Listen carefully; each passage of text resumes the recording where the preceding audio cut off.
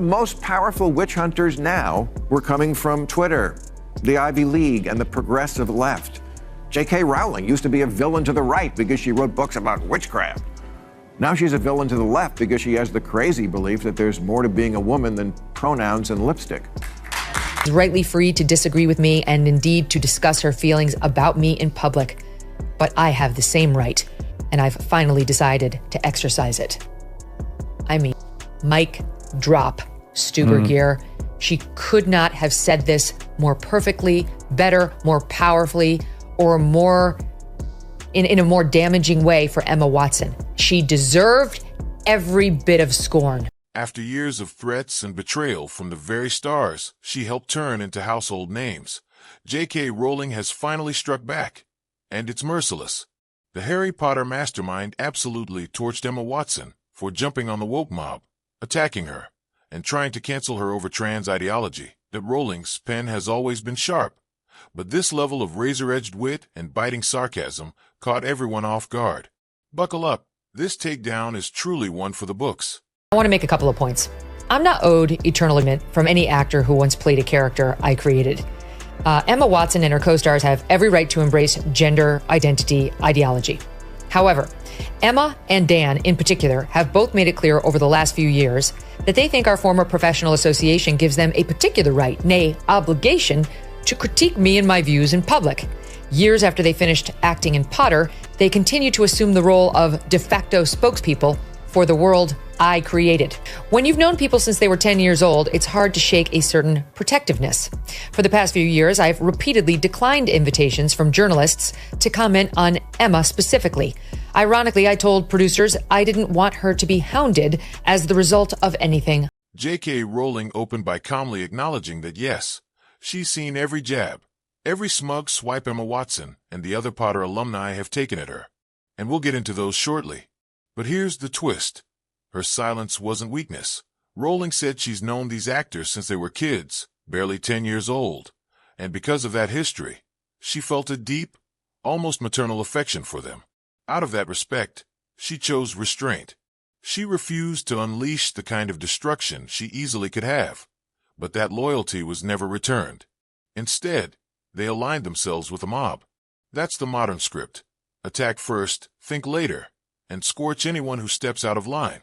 All right, let's roll the clip. She speaks of that clip that we just watched. The television presenter in the attached clip highlights Emma's all witches speech, and in truth, that was a turning point for me. But it had a postscript that hurt far more than the speech itself. This is the one in which Emma attacked JK in 2022. Emma asked someone to pass on a handwritten note from her to me, which contained the single sentence, "I'm so sorry for what you're going through." She has my phone number. This was back when the death, rape, and torture threats against me were at their peak, and I was constantly worried for my family's safety. Emma eventually tried to backtrack, quietly apologizing for the cruel and dismissive things she said about J.K. Rowling, particularly for abandoning her when the woke mob attacked. Deep down, Emma probably knew Rowling was speaking hard truths, but admitting it openly was too much for her pride. Instead, she funneled her apology through a third party, hoping to smooth things over without damaging her image. But let's be honest, that's the definition of cowardice. If she had the audacity to publicly throw Rowling, the very woman who made her a household name, under the bus, she should have had the courage to issue a direct, public apology. Anything less is simply weak. Poured more petrol on the flames, yet thought a one-line expression of concern from her would reassure me of her fundamental sympathy and kindness. Like other people who have never experienced adult life uncushioned by wealth and fame, Emma has so little experience of real life, she's ignorant of how ignorant she is. And that's exactly why Hollywood is drowning in wokeness. Completely insulated from the struggles of everyday Americans, these celebrities live in a bubble so inflated with privilege and self-importance that reality rarely pierces through. They preach about justice and morality, yet have no real understanding of the hardships working families face. Emma Watson is a prime example. Her wealth allows her to jet anywhere, buy anything she wants, and never worry about groceries, rent, or gas. That disconnect makes it effortless to pander to the woke crowd, because when life is this comfortable, real-world consequences simply don't exist. shelter. She's never going to be placed on a mixed-sex public hospital ward. I'd be astounded if she's been in a high street changing room since childhood. Her public bathroom is single occupancy and comes with a security man standing guard outside the door. Has she had to strip off in a newly mixed-sex changing room at a council-run swimming pool? Is she ever likely to need a state-run rape crisis center that refuses to guarantee an all-female service? J.K. Rowling didn't hold back, delivering one of her most pointed remarks yet about Emma Watson. She argued that Emma could never truly understand what it feels like for a woman to be forced into a changing room with a man pretending to be a woman. Rowling made the reality unmistakably clear: the unease, the frustration, the creeping fear of losing privacy and safety in a space meant for women. She went further, highlighting that Emma will likely never face the terror of sharing a locker room with a man already known for preying on women, because her wealth and privilege shield her from that reality. The message lands hard. For celebrities like Emma, it's easy to champion woke causes when they'll never bear the consequences. For everyday women, however, the stakes are painfully real. Prison cell with a male rapist who's identified into the women's prison. I wasn't a multimillionaire at 14. I lived in poverty while writing the book that made Emma famous. I therefore understand from my own life experience what the trashing of women's rights in which Emma has so enthusiastically participated means to women and girls without her privileges. Rowling hits the nail on the head when she criticizes Emma Watson for blindly championing the trans movement without considering its real-world consequences. By advocating for biological males to share bathrooms, locker rooms, and other private spaces with women, Emma isn't just being progressive. She's undermining women's hard-won rights. Rowling emphasizes that safety, privacy, and dignity aren't optional luxuries. They are fundamental protections every woman deserves. Yet, in the name of inclusivity, Emma and her woke allies are willing to sacrifice those protections, exposing women to risks they themselves will never face. Rowling points out the hypocrisy. It's easy to signal virtue from behind gated walls and luxury security. But for everyday women, these policies translate into real vulnerability. Emma may believe she's standing for justice, but in reality, she's doing so at the expense of women who can't afford her kind of privilege. Is that had Emma not decided in her most recent interview to declare that she loves and treasures me, a change of tack I suspect she's adopted because she's noticed full-throated condemnation of me is no longer quite as fashionable as it was, I might never have been this honest. Adults can't expect to cozy up to an activist movement that regularly calls for a friend's assassination, then assert their right to the former friend's love. J.K. Rowling is absolutely right. And when you think about it, Emma Watson's silence is deafening. Despite all her speeches about justice and compassion, she has never condemned the vicious death threats aimed at Rowling. That speaks volumes. Instead of standing against the mob's cruelty, Emma aligned herself with the very movement that tried to cancel Rowling, openly wishing for her downfall and even her death. That's not neutrality. That's complicity. Rowling raised her voice to defend women. In response, Emma sided with those who sought to destroy her. It's the ultimate betrayal. The student turning on the teacher, the protege attempting to erase the very woman who gave her a platform. And while Emma stayed silent, Rowling stood strong, proving exactly who the real fighter in this battle is. Free to disagree with me and indeed to discuss her feelings about me in public, but I have the same right, and I've finally decided to exercise it. I mean, mic drop, Stuber Gear.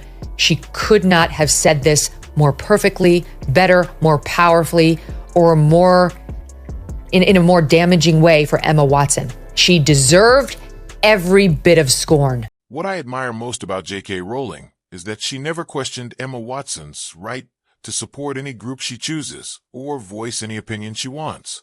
Rowling respects freedom of thought, even when she disagrees. But here's the thing. Rowling also has that same right to speak her mind, defend her beliefs, and stand up for women without being attacked, smeared, or silenced. That's the part the woke mob still can't grasp. They act as if free speech belongs only to them. They can shout, insult, and cancel at will, but the moment someone challenges their ideology, it's suddenly hate speech. Rowling's stance is simple and powerful. Freedom of expression is a two-way street. Until the mob accepts that, Every attempt to silence her only proves her point. Witch hunters now were coming from Twitter, the Ivy League, and the progressive left. J.K. Rowling used to be a villain to the right because she wrote books about witchcraft. Now she's a villain to the left because she has the crazy belief that there's more to being a woman than pronouns and lipstick. Mara's absolutely right on this one. The irony is striking. J.K. Rowling was once vilified by the political right, criticized relentlessly for her views and activism. But now the tables have turned. She's become a target of the very progressive crowd that once celebrated her, simply because she refuses to toe their ideological line. The same people she once inspired and elevated are now trying to erase her. And that's exactly what Bill Maher highlights. Rowling's courage isn't in writing fantasy. It's in standing firm against the real-life mob. Despite threats, cancellations, and constant attacks, she refuses to bend. Maher, who himself has grown weary of woke culture, gives her credit where it's due. He acknowledges her bravery, her consistency, and her refusal to be silenced. And he's absolutely right to do so. I wasn't a multimillionaire at 14. I lived in poverty while writing the book that made Emma famous. Oh my God. It's so effective. Yeah. It's so good. F this woman and her betrayal of J.K. Rowling when J.K. Rowling needed a friend, when she could have used just silence. If Emma Watson disagreed so mightily, and by the way, I don't believe she did. I believe she went along with the woke mob, just like all these actors do. There's no way she actually believes a man can become a woman. It's scientifically proven he cannot. Even if Emma Watson disagreed with J.K. Rowling's views, the least she could have done was stay silent. Disagreement is one thing, but outright betrayal is something else entirely. Rowling is the reason Emma's career exists, the reason her name became known worldwide. Yet, when the mob came for Rowling, Emma joined in, choosing public condemnation over loyalty or even basic respect. By siding with the woke crowd, she wasn't just distancing herself. She was sending a signal. She wanted the world to see her as one of them, eager to prove her credentials in the virtue signaling club. In doing so, Emma made it clear that protecting her own image mattered more than standing by the woman who gave her everything. It's not just hypocrisy. It's ingratitude wrapped in a carefully polished display of moral posturing. Meanwhile, J.K. Rowling remained fearless. Through years of attacks, cancel attempts, and even death threats, she refused to be silenced. Emma, by contrast, aligned herself with the mob, betraying the very person who built her career. All for applause from the woke crowd. And with that, we wrap up today's video. If you enjoyed it, hit the like button and subscribe for more content like this. Thanks for watching, and I'll see you in the next one.